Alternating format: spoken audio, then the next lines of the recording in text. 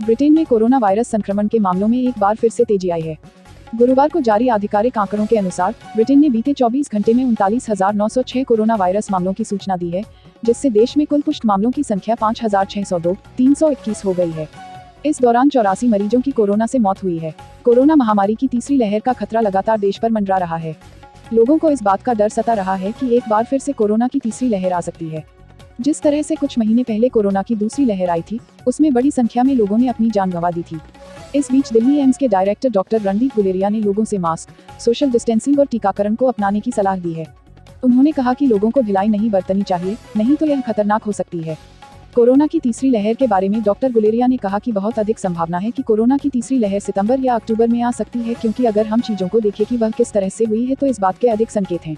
Corona virus धीरे धीरे विकराल रूप लेते जा रहा है। लगातार इसके वेरिएंट में बदलाव मानव समाज के लिए एक गंभीर विषय बन रहा है। डेल्टा प्लस के बाद अब गामा वेरिएंट ने रूस में एंट्री कर ली है।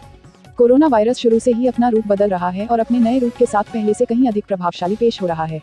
सरकार गुरुवार को राज्यसभा में केंद्रीय मंत्री अश्विनी वैष्णव से कागज छीनने के आरोप में तृणमूल कांग्रेस के सांसद शांतनु सिंह को निलंबित करने का प्रस्ताव पेश करेगी।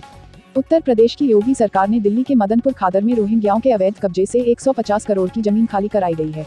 यह जमीन यूपी सिंचाई विभाग की थी, जिस पर रोहिंग्याओं के अवैध कब्जे थे। महाराष्ट्र विधानसभा से 1 साल के लिए निलंबित किए जाने के फैसले को भाजपा के 12 विधायकों ने सुप्रीम कोर्ट में चुनौती दी है।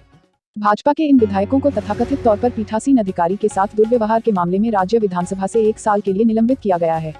सभी धर्म के पूजा स्थलों के लिए एक समान कानून बनाने की मांग को लेकर सुप्रीम कोर्ट में याचिका दायर की गई है। अभी वर्तमान में हिंदू, जैन, सिख और बौद्ध धर्म के बड़े पूजा स्थलों पर देश की विभिन्न राज्य सरकारों का नियंत्रण होता है, जबकि मुस्लिम और ईसाई समुदाय के धार्मिक स्थलों पर सरकार का कोई नियंत्रण नहीं होता। याचिका में सुप्रीम कोर्ट से धार्मिक आधार पर विभिन्न पूजा स्थलों में भेदभाव को समाप्त कर सबके लिए एक जैसा दिशा निर्देश देने या केंद्र सरकार को सबके लिए एक समान कानून बनाने का निर्देश देने की मांग की गई है। देश भर में पेगासस जासूसी मामले को लेकर बहस जारी है। इस बीच एक नई रिपोर्ट आई, जिसमें उद्योगपति अनिल अंबानी और एडीए समूह के एक वरिष्ठ अधिकारी के फोन हैक किए जाने की आशंका जताई गई।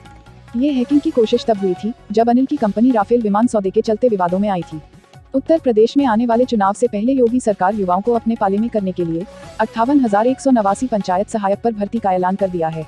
मुख्यमंत्री योगी आदित्यनाथ की अध्यक्षता में हुई मंत्रिमंडल की बैठक में लिया गया। मुख्यमंत्री ने पूरी प्रक्रिया 6 माह में पूरी करने के निर्देश दिए हैं। उत्तर प्रदेश में फलों का राजा कहे जाने वाला आम और लखनऊ की शान अब 1 हफ्ते बाद हम सबसे दूर चला जाएगा। बाजार में पहले से ही दशहरी और अन्य किस्म का आम पूरी तरीके से खत्म हो चुका है। अब लखनऊ और सफेदा और चौसा आम मार्केट में बचा हुआ है। 1 हफ्ते बाद पूरी तरीके से इस साल का आम का मौसम भी खत्म हो जाएगा। दिल्ली पुलिस की साइबर सेल ने एक ऐसे शातिर शख्स को गिरफ्तार किया है, जो पहले फ्रेंडशिप ऐप के जरिए परेशान, अवसादग्रस्त और गरीब विदेशी लड़कियों से दोस्ती करता था। फिर उन्हें पैसा देने के नाम पर उनकी अश्लील वीडियो और तस्वीरों की मांग करता था। जब कोई लड़की उसके जाल में फंसकर ऐसा करती थी तो वो उस लड़की को पैसा देने की बजाय ब्लैकमेल करता था। कलाकारों की सहायतार्थ संस्कार भारती के अभियान पीर पराई जाने रे को अभिनेता अक्षय कुमार ने न केवल समर्थन किया, बल्कि स्वयं 50 लाख का सहयोग देकर कला जगत एवं समाज को आगे आने के लिए प्रेरित किया। गृह मंत्री अमित शाह का मेघालय असम का दौरा। 24 से 25 जुलाई को करेंगे मेघालय असम का दौरा। पूर्वोत्तर के सभी राज्यों के सीएम के साथ बैठक। 24 जुलाई को शिलांग में बैठक करेंगे अमित शाह। पूर्वोत्तर को कई विकास परियोजनाओं की सौगात देंगे। बहुजन समाज पार्टी आज राम की नगरी अयोध्या से यूपी विधानसभा चुनाव प्रचार अभियान का शंखनाद करने जा रही है। पार्टी की तरफ से आज प्रबुद्ध समाज के सम्मान, सुरक्षा व तरक्की को लेकर संगोष्ठी होनी है। इसमें बसपा के राष्ट्रीय महासचिव सतीश चंद्र मिश्रा ब्राह्मणों को संबोधित करेंगे। इस पूरी कवायद को विधानसभा चुनाव को लेकर ब्राह्मणों को बसपा के मंच पर लाने की कोशिश माना जा रहा है। सुप्रीम कोर्ट ने एक बड़ी टिप्पणी की है। शीर्ष अदालत ने एक हत्या मामले में जमानत अर्जी को खारिज करते हुए कहा कि देश में अमीरों और गरीबों के लिए 2 समानांतर कानूनी व्यवस्थाएं नहीं चल सकती।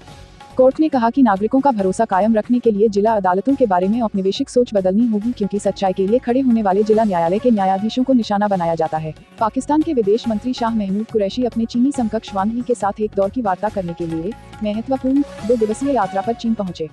भारत के 2 पड़ोसी देशों का उद्देश्य द्विपक्षीय बुनियादी ढांचा परियोजना चीन पाकिस्तान आर्थिक गलियारा पर रणनीतिक बातचीत करना है। आतंकी संगठन तालिबान ने अफगानिस्तान की 90% सीमाओं पर कब्जा कर लिया है। प्रवक्ता जबीउल्लाह मुजाहिद ने कहा है, अफगानिस्तान की तजाकिस्तान, उज्बेकिस्तान, तुर्कमेनिस्तान और ईरान से लगने वाली सीमा यानी 90% सीमा पर अब हमारा नियंत्रण है। इस कट्टरपंथी संगठन ने विदेशी सैनिकों की वापसी के बीच देश में हमले तेज कर दिए हैं और अब आम नागरिकों को भी निशाने पर ले रहा है। Please subscribe Aviral Times for latest news update and press the bell icon to get all the latest video update.